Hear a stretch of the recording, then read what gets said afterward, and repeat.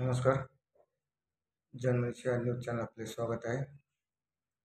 आज 14 नोव्हेंबर अर्थातच जागतिक मधुमेह दिनाचे विशेष नेत्रतज्ञ डॉक्टर विवेक मोतेवा हे आपल्या स्टुडिओमध्ये आहेत. सर, मधुमेह हा आजार कसा होतो आणि डोळ्यावर काय परिणाम होतो? नमस्कार. रक्तातील साखर वाढल्यामुळे डोळ्याच्या मागच्या पडद्यावर म्हणजेच रेटिनावर जे काही परिणाम होतात त्याला आपण मधुमेह नेत्रविकार किंवा डायबेटिक रेटिनोपॅथी असतो. रक्तातील साखर वाढल्यामुळे डोळ्याचा मागचा पडदा किंवा रेटिना याच्या रक्तवाहिन्या बंद पडतात व डोळ्याच्या मध्यबिंदूवर किंवा मॅक्युलर सूज येते. जेव्हा मध्यबिंदूवर सूज होते तेव्हा डोळ्याची दृष्टी कमी होऊ शकते. तसेच डोळ्याच्या रक्तवाहिन्या बंद पडल्यामुळे काही ठिकाणी डोळ्यात रक्तस्राव होतो व तो जर आजार त्याच वेळी जर कंट्रोल केला गेला नाही तर पुढच्या स्टेजमध्ये डोळ्याच्या रेटिना ताणला जाऊन रेटिना सरकतो, ज्याला आपण रेटिना डिटॅचमेंट म्हणतो व रुग्णाची दृष्टी कायमची जाऊ शकते. त्यामुळे आपण हा आजार गांभीर्याने घेणं जरुरी आहे आणि त्यानिमित्तच आता 14 नोव्हेंबर हा दिन आपण जागतिक मधुमेह दिन म्हणून साजरा केला जातो. याचं दुसरं कारण म्हणजे जगातील 15% मधुमेही रुग्ण एकट्या भारतात आहेत व साधारणतः 1 कोटी ते 1.25 कोटी भारतीय रुग्णांना आता मधुमेह व नेत्रविकार झाले आहेत व त्यातील 35 लाख लोकांना कायमचे अंधत्व डायबेटिक रेटिनोपॅथी मुळे आलेले आहे, जे की जर वेळीच उपचार झाले असते तर आपण प्रिव्हेंट करू शकलो असतो. म्हणून आपण ह्या आजाराची विशेष काळजी घेणे जरुरी आहे. सर, जागतिक मधुमेह दिनानिमित्त आपण निर्देश केल्याप्रमाणे या आजारावर उपचार पद्धती काय आहेत? उपचारापूर्वी आपण लक्षणे जाणून घेऊयात. महत्त्वाचे म्हणजे की या आजारात सुरुवातीच्या काळात काहीच लक्षण नसतात. मधुमेह हा डोळ्याच्या सर्वच अवयवावर कार्य करतो. उदाहरणार्थ काही लोकांना मोतीबिंदू लवकर होतो. ज्यांना मोतीबिंदू झालेला असतो त्यांचा मोतीबिंदू लवकर पिकतो. तसेच कधी कधी डोळ्याचा नेत्रदाब वाढून डोळ्याला काचबिंदू सुद्धा होऊ शकतो व रुग्णांची दृष्टी कमी होऊ शकते. कधी कधी डोळ्याच्या स्नायूला पॅरालिसिस होऊन रुग्णांना डबल दिसू शकते आणि कधी कधी वारंवार पापणीचे इन्फेक्शन, ज्याला आपण मराठीत रांजणवाडी म्हणतो, ते होऊ शकतो. हे झाले सर्वसाधारण परिणाम. पण त्याहीपेक्षा महत्त्वाचे म्हणजे डायबेटिक रेटिनोपॅथी. म्हणजेच जेव्हा जेव्हा रेटिनाच्या रक्तवाहिन्या बंद पडतात त्यावेळी रेटिनाच्या मध्यबिंदूवर सूज येते व जेव्हा सूज आली तेव्हा रुग्णास सरळ रेषा वाकड्या दिसायला लागतात किंवा चेहरे अस्पष्ट दिसायला लागतात. काही लोकांना काही काळे डाग फिरताना दिसतात, त्याला आपण फ्लोटर्स असं म्हणतो. तर ही लक्षणे असतात. त्यानंतर त्या पुढच्या स्टेजमध्ये डोळ्याला रक्तस्राव होतो व डोळ्यातला रक्तस्राव झाल्यामुळे रुग्णाची दृष्टी कमी होते व फ्लोटर्स किंवा काळे धब्बे परत वाढतात आणि शेवटच्या स्टेजमध्ये पडदा सरकून दृष्टी कायमची जाऊ शकते. हे झाले लक्षण. अच्छा. आता आपण याच्या उपचारावर बघू शकतो. उपचार म्हणजे याला 3 प्रकारचे मुख्यतः उपचार असतात. एक तर पहिले शुगर कंट्रोल ठेवणे, हा तर महत्त्वाचा गोष्ट आहे. आणि त्याच्यानंतर लेसर उपचार. लेसर उपचार म्हणजे काय की डोळ्यात तीव्र प्रकाश लहरी डोळ्यात सोडल्या जातात रेटिनावर आणि जे रेटिनाच्या कमकुवत रक्तवाहिन्या त्या तिथल्या ज्या डॅमेज झालेल्या रक्तवाहिन्या त्या बंद केल्या जातात, जेणेकरून पुढे रक्तस्राव होत नाही, डोळ्याचे रेटिनाची सूज कमी होते व दृष्टी स्थिर होण्यास मदत होते.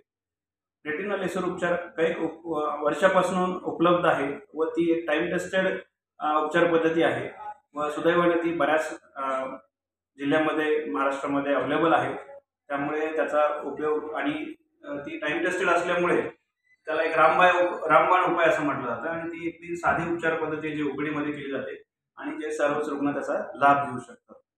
दुसरी उपचार पद्धती म्हणजे डोळ्यात देण्यात येणारे इंजेक्शन, ज्याला आपण इंट्राव्हिट्रल इंजेक्शन असं म्हणतो. तर ते असतात अँटी व्हेजप इंजेक्शन. अँटी व्हेजप म्हणजे अँटी व्हास्क्युलर ग्रोथ फॅक्टर इंजेक्शन. तर ते इंजेक्शन जर डोळ्यात दिले तर साधारणतः महिन्याला 1 इंजेक्शन आपण देतो. सुरुवातीला 3 ते 4 महिने दर महिन्याला एक इंजेक्शन देऊन नंतर मग दृष्टीचा अभ्यास करतो. त्या इंजेक्शनमुळे डोळ्यात जे डॅमेज झालेल्या रक्तवाहिन्या, नवीन रक्तवाहिन्या असतात त्या कंट्रोल व्हायला मदत होते, रक्तस्राव कमी होतो व डोळ्याच्या मध्यबिंदूची सूज कमी होते. त्याही उपर जर उपचाराने जर कमी झालं नाही तर मग मात्र कधी कधी जास्त रक्तस्राव असेल डोळ्यात तर व्हिट्रेक्टोमी नावाच्या सर्जरीने डोळ्याचे रक्त शोषून घेतले जाते व जर पडदा सरकलेला असेल तर रेटिना, जर डिटॅच रेटिना आहे तो पडदा परत जागेवर बसवला जातो. त्याला रेटिनल डिटॅचमेंट सर्जरी असं म्हटले जातं. तर आता हे झाले उपचार पद्धती. पण त्याच्यात काय असतं की काही डायग्नोस्टिक पण टेस्ट असतात, ज्या उपचार करण्यापूर्वी आपण काय करतो, निदान करण्यासाठी टेस्ट करतो. जनरली सुदैवाने कसं असतं की जे रेग्युलर तपासणी आहे त्यातच जर आपण डोळ्याची बाहुली मोठी करून इनडायरेक्ट ऑप्थॅल्मोस्कोप नावाच्या एका यंत्राने जर रेटिना तपासला तर आपल्याला कुठल्या अवस्थेत डायबेटिक रेटिनोपॅथी आहे, डोळ्यात डायबेटिक रेटिनोपॅथीचे काही लक्षणं आहेत का, हे लगेच डॉक्टरांना ओळखू शकतं. पण त्यासाठी रुग्णांना दरवर्षी डॉक्टरांकडे जाऊन नेत्र तपासणी करणे आवश्यक असते. या टेस्टमध्ये जर रुग्णाला काही लक्षणं आढळले तर आणि जर मध्यबिंदूवर किंवा मॅक्युलर सूज आढळली तर मग डॉक्टर आपल्याला रेटिना ओसीटी किंवा रेटिना अँजिओग्राफी ह्या टेस्ट सांगू शकतात. रेटिना ओसीटी म्हणजे एक मेंदूच्या सिटी स्कॅन सारखं रेटिनाचं स्कॅनिंग असतं, ज्याच्यात आपण रेटिनाचे वेगळे लेयर्स बघतो आणि त्यावेळेस जर मध्यबिंदूवर सूज असेल तर मग लवकरात लवकर त्याचा उपचार करणं आवश्यक असतं. आणि तिसरी महत्त्वाची टेस्ट म्हणजे रेटिना अँजिओग्राफी. त्याला फंडस फ्लोरोसिल अँजिओग्राफी असं म्हटलं जातं. त्यात आपण काय करतो, एक फ्लोरोसिल नावाचा डाय असतो, तो आपण हाताच्या रक्तवाहिनीमध्ये इंजेक्ट करतो आणि जेव्हा तो डाय आपल्या रेटिनाच्या रक्तवाहिनीमध्ये जातो तेव्हा रेटिनाचे फोटे काढले जातात आणि त्यावेळी मग आपल्याला रेटिनाच्या कुठल्या रक्तवाहिन्या ब्लॉक झाल्या, कुठे रक्तस्राव व्हायची शक्यता आहे ते कळतं.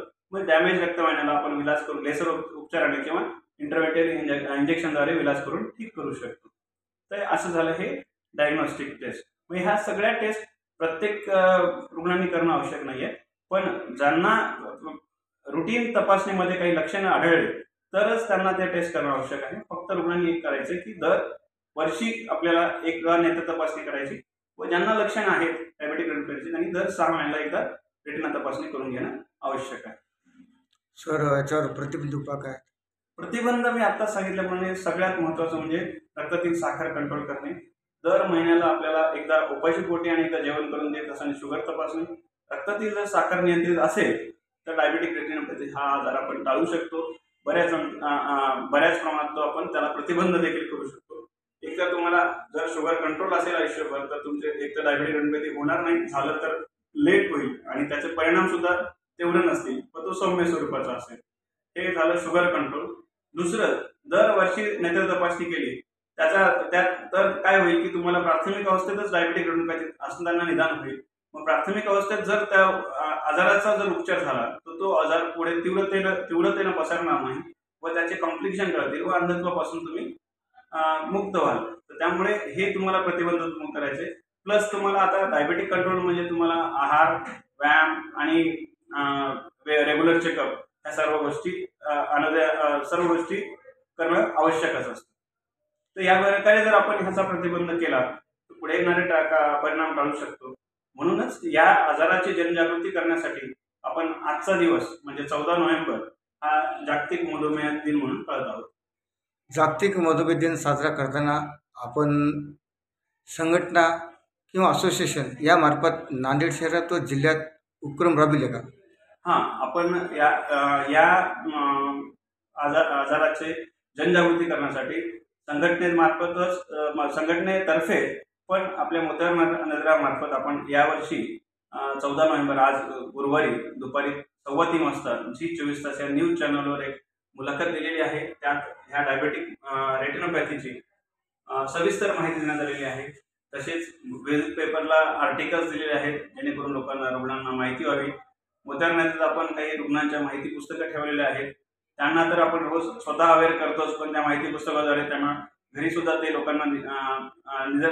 लोकांना मार्गदर्शन करू शकतात अशी पण व्यवस्था केलेली आहे. आणि हा उपक्रम महाराष्ट्रभर राबवला जात आहे.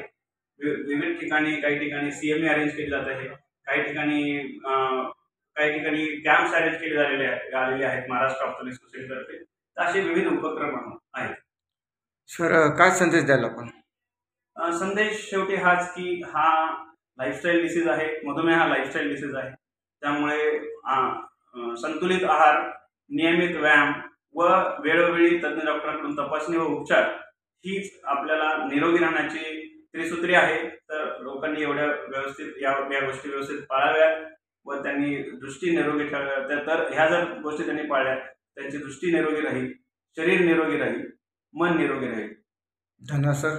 आपण नांदेड भेट दिली. आपण जनमनशा चॅनलच्या वतीने आपले स्वागत आहे. जागतिक मधुमेह दिन याचे उपचार पद्धती सविस्तरपणे माहिती सांगितली. खरंच या माध्यमातून सामान्य जनतेला, ग्रामीण क्षेत्रातील नागरिकांना याचा लाभ हो हीच इच्छा. जागतिक मधुमेह दिनानिमित्त सर्वांना हार्दिक शुभेच्छा. धन्यवाद. नमस्कार.